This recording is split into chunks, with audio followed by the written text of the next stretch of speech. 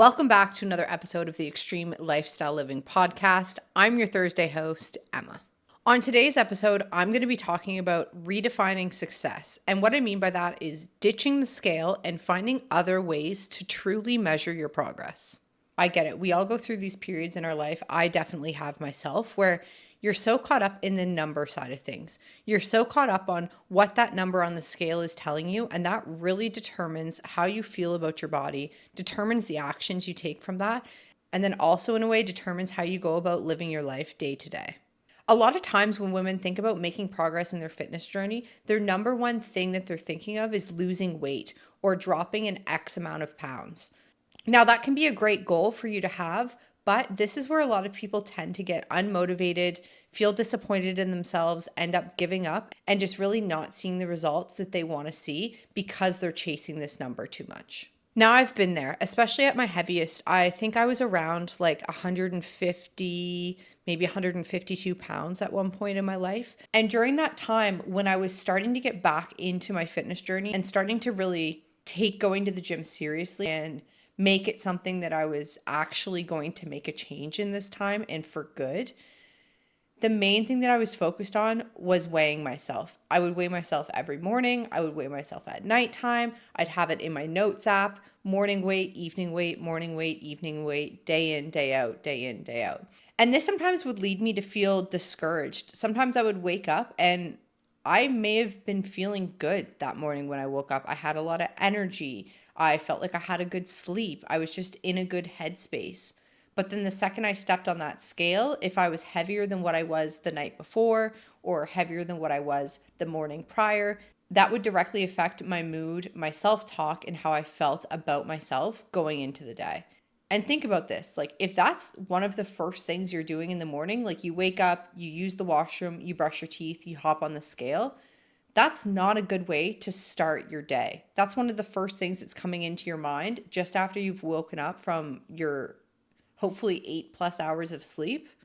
Of course, you're not going to feel your best if you're sitting there looking at a number that you think doesn't fit what you've been doing, or you think isn't fair that it hasn't changed, or you think that all the work you're putting in is for nothing because this number hasn't changed, or maybe it's gone up, stayed the same, whatever it is. So I've been there trying to chase that scale week over week, day after day, just trying to get that number to go down and just feeling so discouraged and letting it sometimes affect those healthy habits that I was doing so well at building and keeping and maintaining. And by those healthy habits, I mean going to the gym consistently, following my workout program that I'd invested in for myself to really make that change. It would cause me to make poor decisions when it came to my nutrition because I almost felt like, what's the point? Like, I didn't lose any weight this week anyway, so why would I say no to going out and getting pizza and garlic fingers on a Saturday night instead of cooking a nice meal in? So then it kind of sends you into that spiral of where you start to focus on those negatives again, similar to what I said in last week's episode about if you're looking for the negatives, you're going to find them. And especially if you're starting your day, starting your morning right away with one of those negatives, it's not going to be great. And I'm not going to be blind to the side of maybe some days you do wake up and that number is lower and you get that confidence boost. You get that immediate validation that what you're doing is working. And yes, that can feel really, really great. But we almost forget about those days and those feelings when you do have one of those bad days where the number you see isn't what you predicted or what you thought it should be.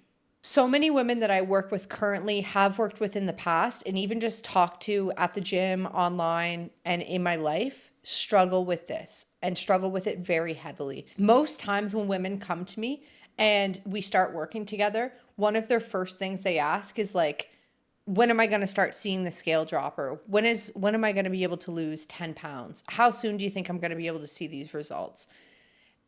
And these are great questions to ask for sure. Like none of these questions are bad questions or anything like that. But I think what is missed a lot of the time is there's so many other ways to track your progress other than just that number on the scale.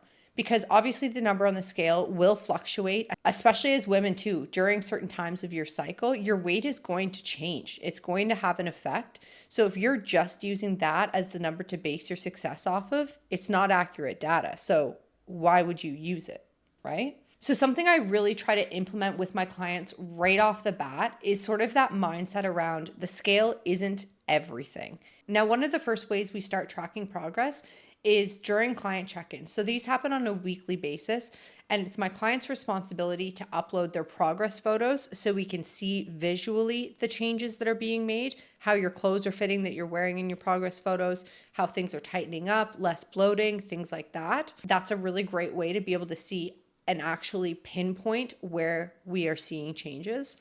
Another great way that we use is by measurements. So actually using a measuring tape to measure different areas of your body and then tracking those numbers to see where you're kind of decreasing. Maybe your goal is increasing muscle. You're looking to increase some inches in your glutes. So we start measuring those areas and see really how much those workouts and that nutrition are aiding you in that glute growth. So on a weekly basis, it's my client's responsibility to upload their progress photos, their body measurements, and one weigh-in a week. Now, all of this is done as a way for me to get a good gauge at the progress they're making and also to show them that just because maybe the scale isn't changing as much as they would like, but you can really tell from photos, they're less bloated around their core, their legs are tightening up, they're seeing some tone and definition around their shoulders and their arms, which are all fantastic things and the changes that these women want to be seeing. But if we were just focusing on the scale number, we may not notice those changes or we may not be able to see those changes as much. That's also why progress photos is such a great way to really track your progress, because if you're looking at yourself in the mirror every day, it's really hard to gauge that progress and really notice those changes in yourself. Sometimes you won't notice it yourself, but maybe you'll see a friend that you haven't seen in a little while and they're like, wow, you look really great. You look like you're glowing. You look like XYZ. And that feels really good, right? But if you're not taking those photos for yourself, how are you going to be able to look at those photos and be able to pinpoint those changes for yourself? And that's also where I come into, because I get it. It's hard. I look at my own progress photos sometimes and I'm like, I don't really see, I don't really know if I notice these changes as much as I would like to, or I don't think I look as defined as I did the week prior, things like that. So you can get in your head with it a little bit. So that's where I come in, and I'm really able to look at these photos from a standpoint of the work that you're putting in, of the adherence to your habits and your goals and your macros and the program that you've invested into to become your best self. And I'm able to help you pinpoint and understand and see these changes that you're actually making for yourself. Another thing when it comes to progress is things are not going to happen overnight. Chances are, if you're at a place in your life where you're not quite happy with where you are physically, you're not quite happy with where you are mentally, maybe you're not quite happy with where you are in life or in your career, that didn't just happen overnight. This all added up over years. It takes time to get into these positions. It takes time to build and stick to bad habits. It also takes time to build and stick to good habits. So sometimes it can be really frustrating as a women's coach, because a lot of times I get these questions from clients, or they're disappointed or they're upset, or sometimes they even blame you because they're not seeing the results that they think they should be seeing when they've only been consistent for a week, or they've only just started tracking their macros 2 days ago. They've only had 5 workouts in the gym. They've only been sticking to these habits for 2 weeks.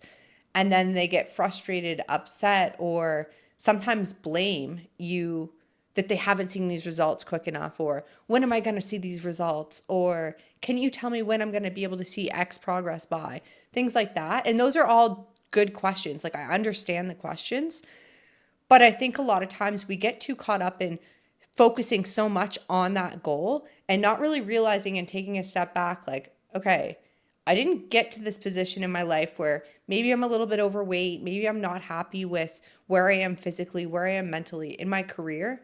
And understanding that that didn't just happen overnight. You didn't just wake up one morning overweight. You didn't just wake up one morning with your social battery completely drained. You didn't just wake up one morning with nothing left in the tank for you because you give it all out to your family and you give it all out to the people that you work with. These are things that have compounded over time that have built you up to the position that you are in right now. So that's what I really want you to understand from this, is that progress takes time. Progress takes consistency. You need to be consistent with these things and with these habits for a longer period of time. I look the way I do right now because I've been consistent in the gym for 5+ years, watching what I eat, making sure I fuel my body enough, following a program in the gym, training with intention, and doing all of these things. So, yes, I can go out and eat pizza and garlic fingers now, wake up the next morning and still look the exact same, feel happy, feel confident in my body. But the difference is I've been doing these things for years on end. And don't think that I don't understand it about like the weight and the goals and all that type of stuff when it comes to the numbers, because it's been pushed on us as women since we were young, from advertising, from social media, from TV shows, movies, magazines, models, all that type of stuff that you look at. It's all shown like to be very slim and to have a low weight, and being overweight is a bad thing and all that type of stuff. So I understand it. I understand the need and the want to have that number be smaller and have that number be lower. But there are so many other ways and so many more fulfilling and real ways to track and celebrate and see that progress than just using the scale. Seeing that number on the scale, those times that you do see it and it's a number that you wanted to see, it's validation. It's that quick hit of validation that you're looking for. But long term, that won't be successful for you because it's going to be up and down. It's not always going to be going up like this in an upward trajectory. It's going to have ebbs and flows, just like everything else in life, just like every other part of your journey. So if you're solely focusing on that number, you're going to be disappointed. So that's why it's so important to have these other ways and these other resources and tools and measurements to track your progress to fall back on, because the scale isn't that number one thing that's going to determine whether you're successful or not. A lot of my clients go through something that is called body recomposition, changing your body's ratio or buildup of muscle to fat. So what your results would look like if you were going through body recomposition is you would be shedding fat or losing fat while gaining muscle and maintaining muscle. So instead of just aiming to lose weight, it's more about transforming how your body looks and feels and actually changing your body's shape. For example, I have many clients that stay the same weight, but you can tell from their progress photos, you can tell from their body measurements, you can tell from their numbers that they're hitting at the gym, that they're leaner, they're stronger, and they look like they have more muscle tone on their body because they've replaced the fat with muscle. And I mean, don't we all want results like that? Wouldn't you rather have a little bit less body fat and a little bit more muscle definition instead to achieve that toned look that you're looking for? And this approach is way more sustainable long term. This approach prioritizes overall health, strength, and confidence long term. So non-scale victories are so important. And it can be as simple as just feeling like you have more energy every day. Obviously, noticing a change in your progress photos. Noticing that pair of leggings that you wear to the gym are fitting a little bit better. Maybe that sports bra just isn't quite as tight around the straps or around the band. And maybe your t-shirt is fitting just a little bit looser. Maybe you're not getting quite as winded when you're walking up the 2 flights of stairs to your apartment building. You're sleeping better in the evening. Maybe you're waking up energized and refreshed. These are all signs that you're making progress on your goals that have absolutely nothing to do with the scale. And I think we can all listen to those things and relate to wanting to see those changes, wanting to feel those changes in our body. I think we all would like to wake up with more energy every day. I think we all would like to get better sleeps at night. We all would like to improve our cardio and not feel quite as winded when maybe you do something that's a little bit out of the normal for you, like going on a hike that has a little bit more hills, or having to take the stairs because your elevator's broken. The confidence that you feel like putting on a pair of leggings or putting on a pair of shorts that you didn't quite feel as confident in before, but you put them on and you notice that they feel different. And that instant boost and that good feeling is really what's going to power you through long term versus looking at that number on the scale. So many of my clients came to me that had unhealthy relationships with the scale and with their body. They have these habits ingrained in them of weighing themselves every morning, every night, and really focusing and obsessing over these numbers and really letting it affect their day. If the number was good, they'd have a good day. If the number was bad, they'd have a bad day. And that's no way to live. Like listening to that doesn't sound like something I would want to do. I don't think that would sound like something you would want to do.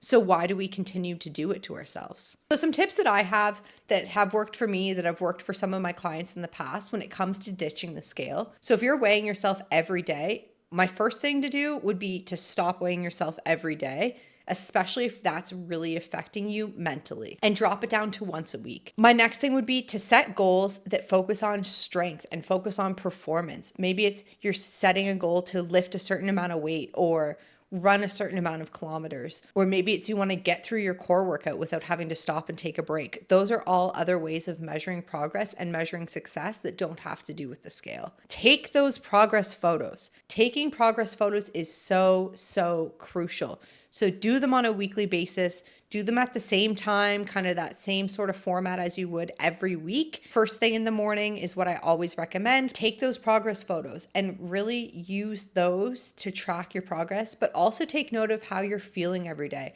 What are your energy levels? How are you sleeping? What is your mood like? Do you have a little bit better patience? Are you a little bit less snappy with people? Do you find that your day isn't being ruined by seeing that number first thing when you wake up? A great way to really get in tune with how you're feeling and a way to track your progress that doesn't have to do with the scale is through daily journaling and affirmations. Just take some time each day and check in with how you're feeling. How does your body feel? How are those energy levels?